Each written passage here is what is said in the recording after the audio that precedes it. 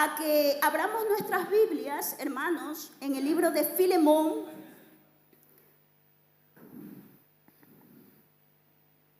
Filemón, verso 4 al 6. Es un solo capítulo, ¿vale? Filemón. Cuando todos tengan, dicen amén.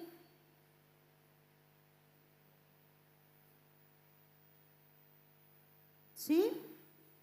¿Está difícil? Filemón casi está uno de los últimos libros. Efesios, Colosenses, Gálatas.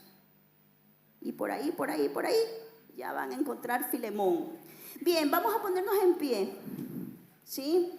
Yo ya estoy, les invito. Y dice la palabra del Señor de la siguiente manera. Doy gracias a mi Dios, escribe Pablo, haciendo siempre memoria de ti en mis oraciones, porque oigo del amor y de la fe que tienes hacia el Señor Jesús y para con todos los santos, para que la participación de tu fe sea eficaz en el conocimiento de todo el bien que está en vosotros por Cristo Jesús. Estoy usando la versión traducción viviente, amén, pero es lo mismo. Reina Valera, en otras palabras, está diciendo exactamente lo mismo. Señor, te bendecimos, te alabamos, entregamos este tiempo, Padre, para que tú hables a nuestras vidas. Danos el pan de cada día, Señor, y perdona nuestras ofensas. Señor, y ayúdanos y enséñanos a perdonar a todos aquellos que nos ofenden, Señor. Obra en nosotros, Espíritu Santo de Dios, habla a nuestros corazones. Abre nuestro entendimiento, Señor, y danos la fuerza, oh Dios amado, que necesitamos para obrar, para hacer tu voluntad, en el nombre de Jesús. Amén. Pueden tomar asiento. Yo le he puesto algo así, el título como peticiones importantes, olvidos constantes. No sé si alguna vez les ha sucedido que van al supermercado por algo específico y cuando vuelves a casa has comprado varias cosas, pero te olvidaste de la razón por la cual saliste y fuiste al supermercado. A mí me pasa muchas veces, ¿vale? Bien, hay muchas oraciones de Pablo orando por las iglesias en todas sus epístolas. Gran parte de estas oraciones están registradas, han quedado registradas en la palabra de Dios, además del modelo base que nuestro Señor Jesucristo nos enseñó en el Padre Nuestro. Todas estas oraciones permanecen en las Escrituras con una finalidad, y es para enseñarnos y escuchar a todas aquellas personas que Dios usó y a través de las cuales Dios hizo grandes obras y grandes milagros. Hermanos, Dios nos ha entregado la oración como una valiosa herramienta de comunicación y de crecimiento para su pueblo. Hay personas que dominan perfectamente un oficio.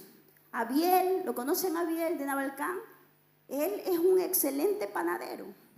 Debbie es una excelente percusionista. Miguel, para mí es un excelente guitarrista. Liz, con sus cuerdas vocales que las utiliza muy bien. Alex, para cepillar el cabello. Amén. Bien, todos tenemos algo en lo que somos excelentes, pero también tenemos algo en lo que somos deficientes. Por ejemplo, a mí la limpieza de la casa se me da fatal, pero lo hago por necesidad. Pero hay gente que le encanta limpiar y que lo hacen de manera excelente. Pablo tiene oraciones tan poderosas, tan profundas, y lo que más me llama la atención es que las hizo cuando estaba en prisión. Y por eso me atrevo a decir que dominaba la oración como un verdadero virtuoso. Siguió el ejemplo del Maestro, de Jesús, y procuró prepararse bien en este campo, para que entendamos lo que era estar en una prisión en la época de Pablo, voy a resumir un artículo de Elsa Tames para la revista bíblica que se llama La carta de Pablo a los filipenses desde la perspectiva de un prisionero político, porque era un prisionero político, fue encarcelado por sus ideas, por sus creencias, más no por sus acciones. Bien, en el Imperio Romano la cárcel era un espacio reducido, abarrotado de prisioneros, con poco aire, muy oscuro, asqueroso, por lo tanto dañino para la salud, donde las enfermedades abundaban. Los sufrimientos en las prisiones eran muchos. Además de las pobres condiciones mencionadas, padecían torturas físicas como golpes, azotes, latigazos, torturas mentales como insultos y amenazas.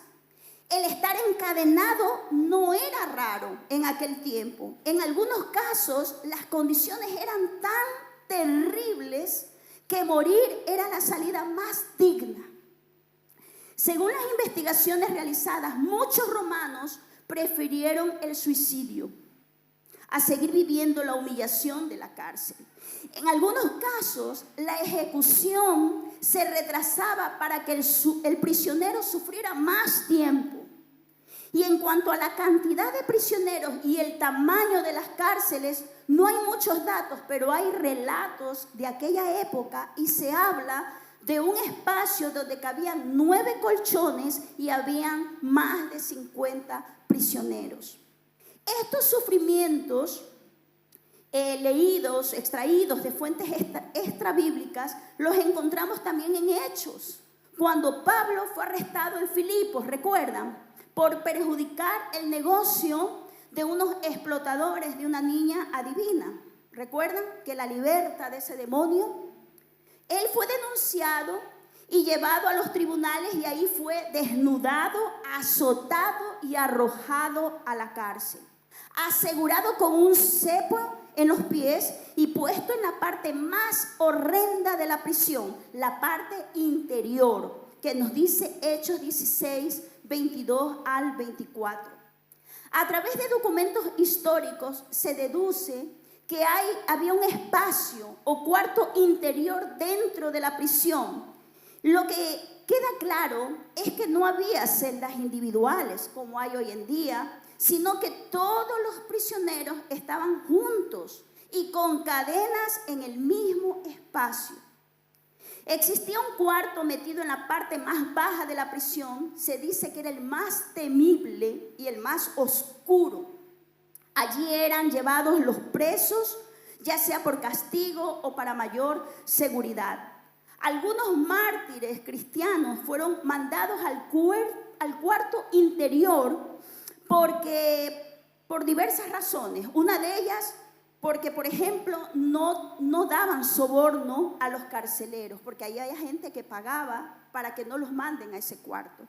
Y algunos mártires cristianos no pagaban ese soborno, entonces ellos permanecían ahí. En Roma todavía existen las ruinas de una prisión antigua donde hay una tradición que afirma que Pablo fue decapitado en ella. Y se trata justamente de este cuarto ubicado en la parte más baja del presidio, más de 3,5 metros bajo el nivel del suelo de la cárcel. La severidad del encarcelamiento dependía del tipo de custodia asignado. La ley establecía 3 tipos. La más cruel era la cárcel, carrer, que le llamaban, pero que Pablo pasó y experimentó. Luego le seguía de la llamada custodia militar, custodia militares, a la que Pablo también experimentó. Y después está la custodia libre, custodia libera. De esta Pablo nunca experimentó. De la cárcel ya hablamos antes. La custodia militar consistía en encadenar al prisionero a 1 o 2 soldados, los cuales se encargaban de custodiarlo bajo la dirección de un centurión. La mayoría de los estudiosos están de acuerdo en afirmar que Pablo sufrió también este tipo de custodia militar. A través de la narración del historiador se infiere que no era fácil contar con un baño diario y que los soldados a los cuales el prisionero estaba encadenado podían hacerle la vida imposible. ¿Por qué? Porque al estar atados a él las 24 horas del día, pues dependía mucho del carácter del soldado para sobrellevar la carga de la prisión. Y también los prisioneros en custodia militar podían recibir visitas con donaciones como alimentos, ropa, pero en cuanto a las cadenas era muy incómodo para el prisionero debido al peso del hierro que tenía. Se empleaba cadenas en los brazos y manos, manacles, o en las piernas y pies, pedicles. El buen o mal trato también dependía del estatus del preso. Regularmente, como es de esperar, había parcialidad a favor del preso que tenía influencia, poder, riqueza. El encarcelamiento de Pablo, según podemos observarlo en Filemón y Filipenses, corresponde más bien a custodia militar y no al de custodia libera o libre. ¿Por qué? Porque este tipo de custodia libre no solamente estaba reservado para las élites, para la gente de influencia, para la gente de dinero. Pablo, un artesano no perteneciente a la clase senatorial ni a la clase aristocrática de la provincia, podía no sufrir quizás el primer tipo de cárcel, aunque lo padeció, pero difícilmente sería un prisionero bajo la custodia libre. La custodia militar era menos cruel que la cárcel del primer tipo, pero eso no quita el sufrimiento que igualmente padeció. Pablo, bajo la custodia militar, vigilado por soldados y encadenado permanentemente a ellos, Pablo tenía que depender del estado de humor y del carácter o del temperamento del soldado o soldados a los cuales estaba atado, lo cual no era fácil. La práctica de estar encadenado a uno o dos soldados significaba vergüenza, significaba humillación. Era una cosa grave dentro de una cultura regida por patrones de honor y de vergüenza. Por esa razón Pablo, en 2 de Timoteo 1:16, agradece a Onesíforo y le dice: porque él no se avergonzó de mis cadenas, mientras que Figelo y Hermógenes me abandonaron. Ponele allí. Las oraciones de Pablo, hermanos, son oraciones de quienes saben orar en todo tiempo, en épocas buenas, en épocas malas y en las peores. Por eso vamos a dejar que en esta mañana la palabra de Dios nos muestre todo aquello que es importante para Dios en la oración y las hagamos nuestras. ¿Estamos listos? Amén. Hay 4 oraciones que quiero mencionar en esta mañana.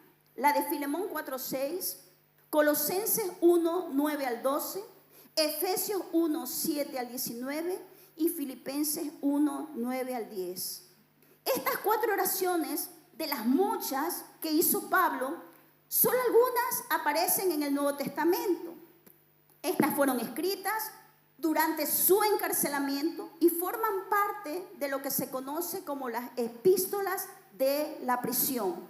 Si vamos en el orden de la Biblia, sería Efesios, Colosenses, Filipenses y Filemón. Y muchos estudiosos la sitúan entre el año 60 y 62 después de Cristo. En ella Pablo ruega a Dios tanto por cristianos líderes como por las iglesias que él plantó en su segundo y tercer viaje misionero. Pero ¿cómo podemos aplicarlo nosotros a nuestras vidas a día de hoy? Leamos Filemón 4:6 nuevamente. Dice: Filemón, siempre le doy gracias a mi Dios cuando oro por ti, porque sigo oyendo de tu fe en el Señor Jesús y de tu amor por todo el pueblo de Dios. Pido a Dios que pongas en práctica la generosidad que proviene de tu fe a medida que comprendes y vives todo lo bueno que tenemos en Cristo. Versión Traducción Viviente. Hay mucho que aprender de las palabras de Pablo. Él escribe a uno de los líderes de la iglesia de Colosas, Filemón, para enseñarle a él y a toda la iglesia que el poder reconciliador de Jesús traspasa toda barrera y se aplica a toda clase de personas, incluyendo la relación entre un amo y un esclavo. Ahora, para que nos pongamos en contexto, Onésimo era esclavo de Filemón. Y no sabemos cuál fue el desencadenante para que Onésimo huyera de Filemón. Onésimo en su ida, no nos olvidemos que en aquel tiempo un esclavo que huía era castigado con latigazos, inclusive con la muerte.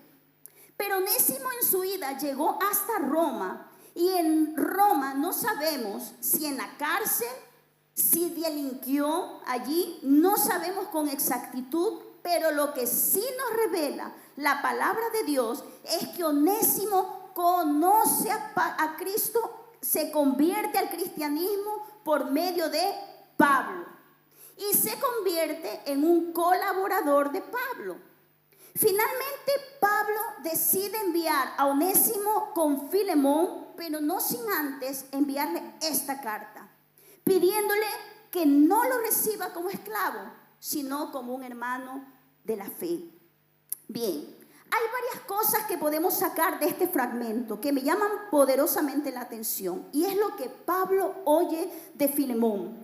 Filemón, siempre le doy gracias a mi Dios cuando oro por ti, porque sigo oyendo de tu fe en el Señor Jesús y de tu amor por el pueblo de Dios. Hay dos cosas que Filemón está haciendo y Pablo lo reconoce dando gracias a Dios por ello.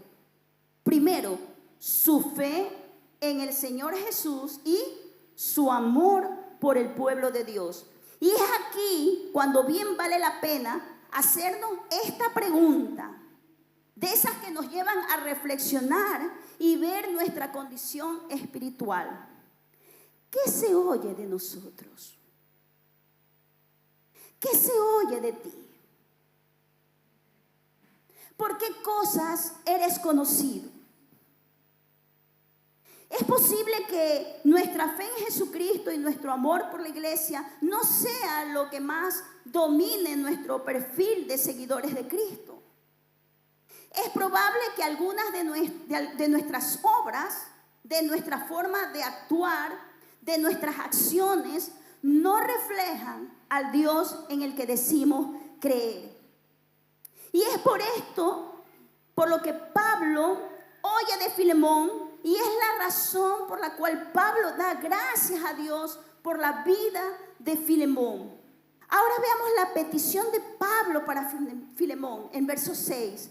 Pido a Dios que pongas en práctica la generosidad que proviene de tu fe a medida que comprendes y vives todo lo bueno que tenemos en Cristo. Pablo pide por Filemón a Dios para que Filemón sea efectivo, sea eficaz en el ejercicio de su fe. Esta es una oración preciosa, hermanos. Pedir que todos los cristianos seamos eficientes, seamos eficaces, seamos efectivos. En otras palabras, coherentes con la fe en Jesús que como iglesia, como hijos de Dios, profesamos. Pedir para que cada día que somos expuestos al mundo a través de nuestras relaciones laborales, comerciales, sociales, con todas las personas que contactamos, podamos poner en práctica lo que brota de nuestra fe. Y deberíamos tomar unos segundos para orar por esto, que practiquemos lo que creemos, que seamos generosos, pero con la generosidad que proviene de la fe, que comprendamos y descubramos lo bueno que es vivir con todo lo que tenemos en Cristo. ¿Qué tenemos en Cristo, hermanos? Paz, amor, fe, justicia, porque hemos sido justificados delante de Dios por medio de Él. que comprendamos y descubramos lo bueno que es vivir con todo lo que tenemos en Cristo, con todo lo que Él nos ha entregado, incluyendo la fe para creer en Él. Hermanos, muchas veces escuchamos y leemos Mateo 17:20, cuando Jesús dijo, porque ustedes tienen muy poca fe. De cierto les digo que si tuvieran fe como un grano de mostaza, le dirían a este monte, quítate de allí y vete a otro lugar. Y el monte les obedecería. Nada sería imposible para ustedes. Aquí Jesús no solamente se está refiriendo al tamaño de la fe. En el contexto del versículo, Jesús estaba amonestando a los discípulos porque no tenían suficiente fe para expulsar un demonio de un joven. Bueno, no era uno, eran algunos, porque era un género que solo con ayuno y oración, dijo Jesús, puede salir. Bien, pero aquí viene la enseñanza. Si tuvieran fe como una semilla de mostaza, no solo se estaba refiriendo al tamaño de la semilla, sino como una semilla.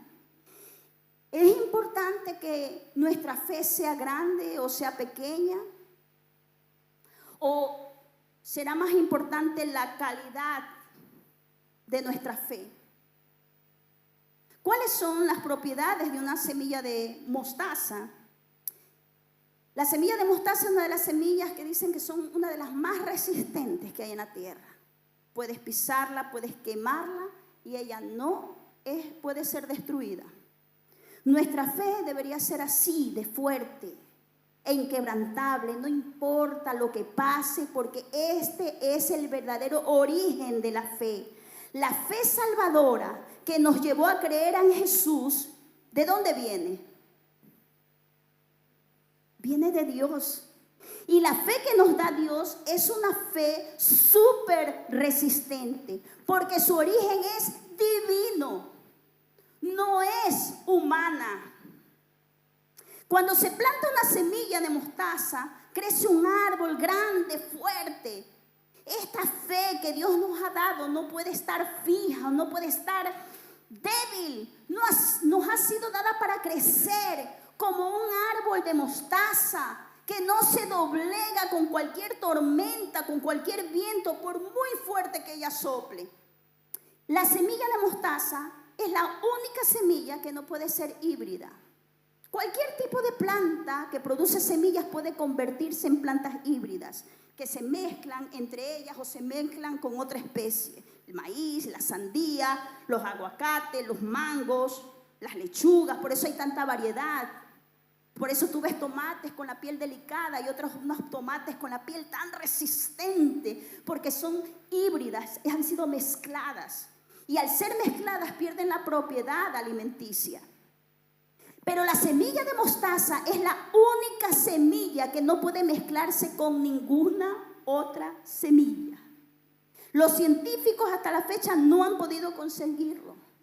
Y esto nos lleva a reflexionar que nuestra fe debe ser pura, sin mezcla, sin contaminarse con raíces de incredulidad o aquellas influencias que nos debilitan muchas veces, porque la fe que nos ha dado Dios es una fe genuina, es una fe pura, es una fe auténtica. Y esa es la respuesta que hoy quiero dar a por qué tantos retroceden, se apartan, no quieren saber más de iglesia o de Jesús. La pregunta aquí es, ¿será que realmente recibieron la verdadera fe que solo Dios da? Es decir, la verdadera fe que tiene las mismas características que una semilla de mostaza, resistente, fuerte, que crece y además es pura. Una fe que solo proviene de Dios. Y esta es la fe que tenía Filemón en el Señor Jesús y el amor por el pueblo de Dios. Acordémonos que Filemón recibió en su casa a la iglesia de Colosas. ¿Cuántos de nosotros estamos dispuestos a que nuestras casas se conviertan en lugares donde la iglesia se reúna? porque esto fue lo que hizo Filemón. Vamos a Colosenses 1, 9, 12. Voy a leer los tres. Colosenses, Efesios y Filipenses. Colosenses 1, 9 al 12. Dice, por lo cual, también nosotros, desde el día que lo oímos, no cesamos de orar por vosotros y de pedir que seáis llenos, y aquí escuchar bien, llenos del conocimiento de su voluntad en toda sabiduría e inteligencia espiritual, para que andéis como es digno del Señor, agradándole en todo, llevando fruto en toda buena obra y creciendo en el conocimiento de Dios. Ahora vamos a Efesios 1, 17 al 18. Mira lo que dice Pablo. Y le pido a Dios, el glorioso Padre de nuestro Señor Jesucristo, escucha con atención, que les dé sabiduría espiritual y percepción para que crezcan en el conocimiento de Dios. Pido que les inunde de luz el corazón para que puedan entender la esperanza seguro que Él ha dado a los que llamó, es decir, su pueblo santo, quienes son su rica y gloriosa herencia. Y ahora leemos Filipenses 1, 9 y 10. Dice Pablo, y esto pido en oración, escucha bien, que vuestro amor abunde aún más y más en ciencia y en todo conocimiento, para que aprobéis lo mejor, a fin de que seáis sinceros e irreprensibles hasta el día de Cristo. ¿Has notado los puntos en común que tienen estas tres oraciones? No son oraciones concretas, no hablan de salud, no hablan de la construcción de un nuevo templo o de un malentendido entre Evodia y Síntique. Por ejemplo, Pablo no está pidiendo que te promuevan en tu trabajo. Su prioridad no es que cambies de coche o tengas la casa que tanto anhelas. Y quiero aclarar, ojo, que no hay nada de malo en que oremos por estas cosas, porque Dios quiere que oremos también por las cosas materiales, que necesitamos también. Pero lo que Pablo está haciendo y diciendo cuando ora es que tengamos, iglesia, una perspectiva más amplia. ¿Sabías que por la curvatura de la tierra es que vemos esa línea imaginaria que llamamos horizonte? Y que cuando miras hacia arriba, cuando es de noche, puedes ver la luna que está a más de 350,000 kilómetros de la Tierra.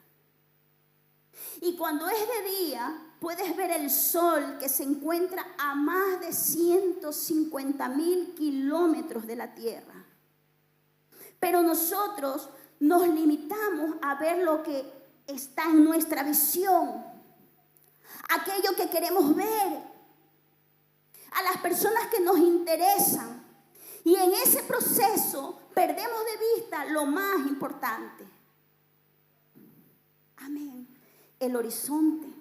Esa línea imaginaria que parece unir el cielo y la tierra.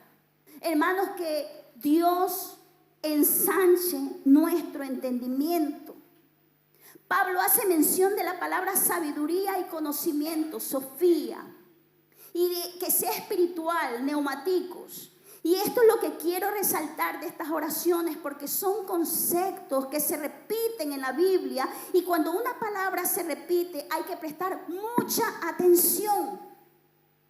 Pablo pide a Dios que nos dé Sofía, que nos haga sabios e inteligentes en el entendimiento de su voluntad, de la voluntad de Dios. Y al mismo tiempo el apóstol Pablo pide que esa inteligencia, que ese saber sea neumáticos, que sea un conocimiento dirigido por el Espíritu, que sea un conocimiento espiritual, en toda sabiduría y conocimiento espiritual. Tener sabiduría e inteligencia espiritual es posible si tú y yo decidimos pasar más tiempo con Dios. Dios quiere invitarnos a tener un nivel de relacionamiento más profundo con Él. Y en esta mañana yo lo que quiero es animarte a tener un mayor compromiso con Dios y su palabra. Para tener un conocimiento más profundo de Dios, necesitamos intimar más con Él. Y para esto, hermanos, tenemos que abrir las cortinas de nuestra mente y de nuestro corazón y permitir que la luz del Señor llegue a todas las habitaciones de nuestra alma y nos muestre esas áreas oscuras que aún hay en nuestro interior.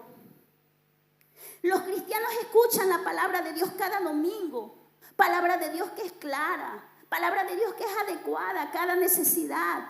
Pero de alguna manera, algunos cristianos han aprendido a racionalizar su comportamiento, han aprendido a justificar el orgullo, a justificar la petulancia, a justificar la arrogancia, a justificar el pecado, de tal manera que hasta su misma conciencia llega a un punto de estar cauterizada. En la medicina, para destruir un tejido dañino, queman ese tejido, ¿cierto? En el sentido espiritual es cuando una persona pierde la sensibilidad moral y ya no siente culpa ni dolor por el pecado. Y no quiero pensar que esto sea una realidad para algunos de esta congregación, pero te lo voy a preguntar. ¿Es posible que estés cada domingo y no experimentes ningún cambio espiritual? ¿Conoces más al Señor de lo que hace un año le conocías?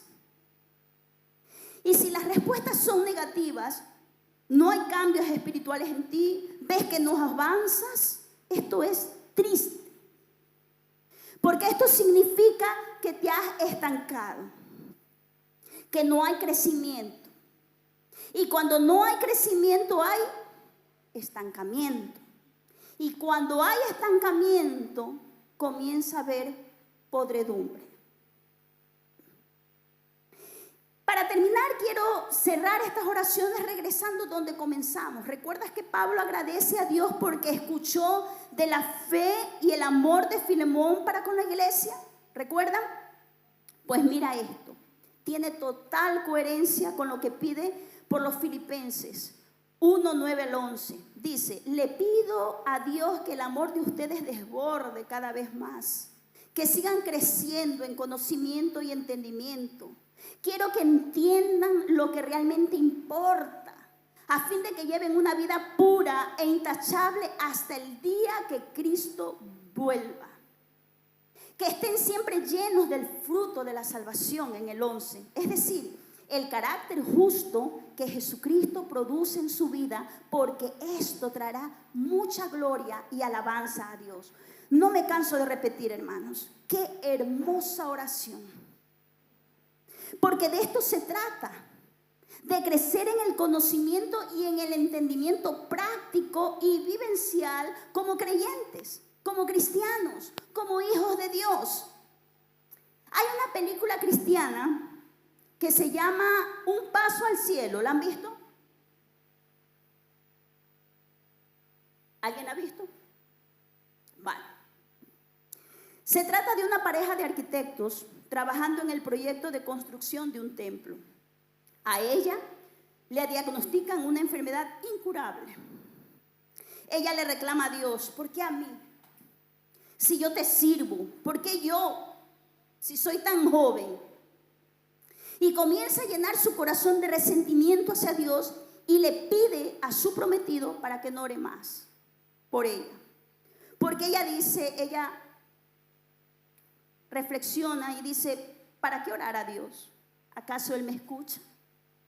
¿Para qué sirve realmente la oración? ¿Realmente la oración cambia las cosas? Porque mi situación no ha cambiado. Voy a morir. No sé si han leído algo de Sproul. Sproul. Háganlo, es muy bueno. R.C. Sproul. Él partió al Señor en el 2017. Robert Charles Sproul. Él dijo algo muy interesante y profundo. Lo que la oración más a menudo cambia es la maldad y la dureza de nuestros propios corazones. Muchas veces oramos mal, pero qué bueno que el Señor no nos abandona, ni siquiera en nuestras oraciones mal hechas, porque el Espíritu intercede por nosotros con gemidos indecibles. En la película, Dios le recuerda a ella su soberanía y le da la fortaleza y el ánimo de usar a sus últimos días para trabajar con alegría a pesar del dolor. Hasta que ella en el proceso aprende finalmente a descansar en la voluntad de Dios. Ella muere al final. Sus circunstancias no cambiaron. Quien cambió fue ella. Siento haber contado el final, pero necesitaba usar esta ilustración. Pero esta es la realidad. Oramos muchas veces por situaciones y esas situaciones no cambian. Pero en el proceso somos nosotros los que vamos siendo transformados para aceptar la voluntad de Dios. La oración no es una fórmula mágica en la cual pides y Dios te va a dar de forma automática e inmediata cualquier cosa que pidas. Tampoco es el tiempo que separo para inclinar mi rostro ante Dios y decir unas cuantas palabras como si la oración fuera un mantra. No, tampoco es una declaración, es que yo declaro. No, porque tú lo dices, no. Aquí se trata de la voluntad de Dios, no de la tuya, no es de la mía. La oración es el medio poderoso que Dios nos ha dado para estar en comunión con Él, para enseñarnos cómo entregarle nuestros deseos y nuestra voluntad. La oración es un instrumento poderoso, sí, porque quien nos la enseñó es el Dios Todopoderoso. Es fácil tomar todo tan a la ligera. Es fácil olvidarnos de que en la oración debemos ser reverentes. Pero es que además nos olvidamos de que en la oración también debemos ser completamente transparentes. Reverencia sin transparencia, hermano, nos convierte en seres hipócritas. No oramos para que Dios conozca nuestros corazones, porque Él ya te conoce, Él pesa nuestros corazones.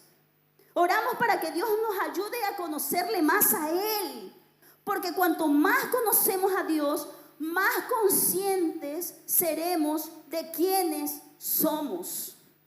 Oramos porque Dios nos lo demanda para gloria de Él primeramente y para bendición de cada uno de nosotros, para que crezcamos en sabiduría, en todo conocimiento espiritual, para que llevemos fruto de salvación, con una vida que le honre y podamos comprender cada día su voluntad, que es buena, que es santa y es perfecta. Así que en esta mañana yo te invito a que hagas tuyas estas peticiones, de estas oraciones que Pablo hizo para una iglesia que crezca cada día, que agrade a Dios cada día. Y estas peticiones que son importantes, no se nos olviden, como cuando vamos al supermercado y cogemos tantas cosas y lo esencial lo olvidamos, sino que las tengamos presentes siempre cuando oremos. Amén. Poneros en pie. Vamos a.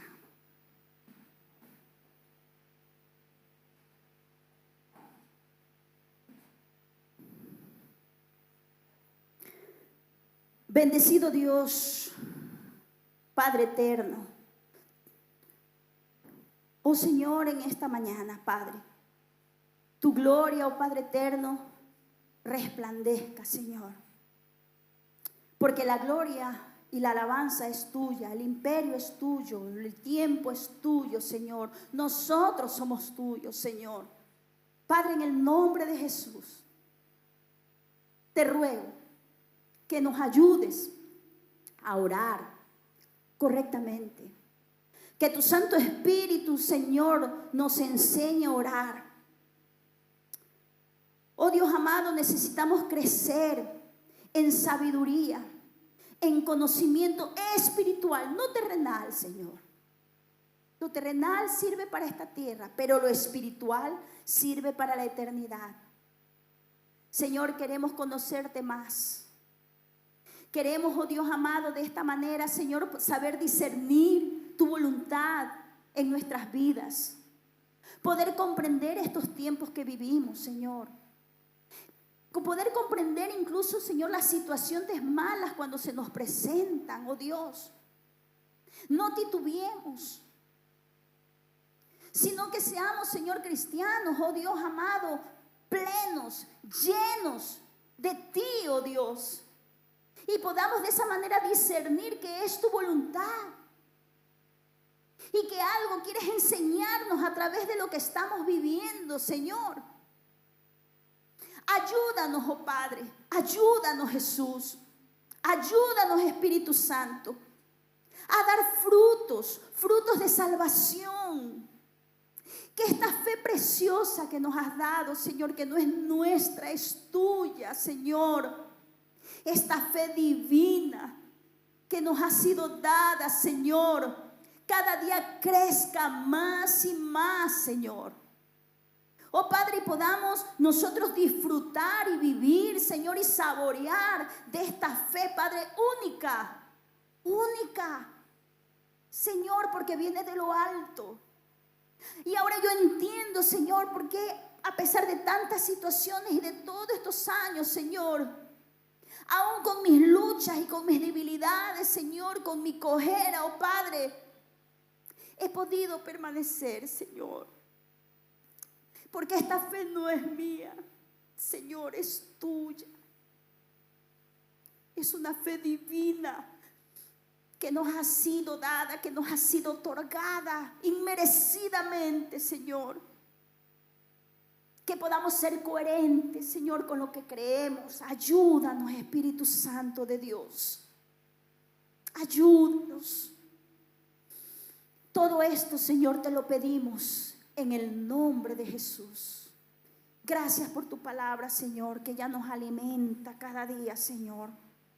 Que ella, oh Padre eterno, Señor, nos fortalece cada día, Señor. Ayúdanos, oh Padre, a intimar más contigo, Señor. A permanecer más tiempo, Señor, en intimidad, Señor, contigo. Conversar contigo. Llenarnos de ti, Señor, a través de tu palabra, Padre. Ayúdanos, Señor, en el nombre de Jesús. Gracias te damos, oh Padre. Gracias, Hijo. Y gracias, Espíritu Santo de Dios. Amén y amén.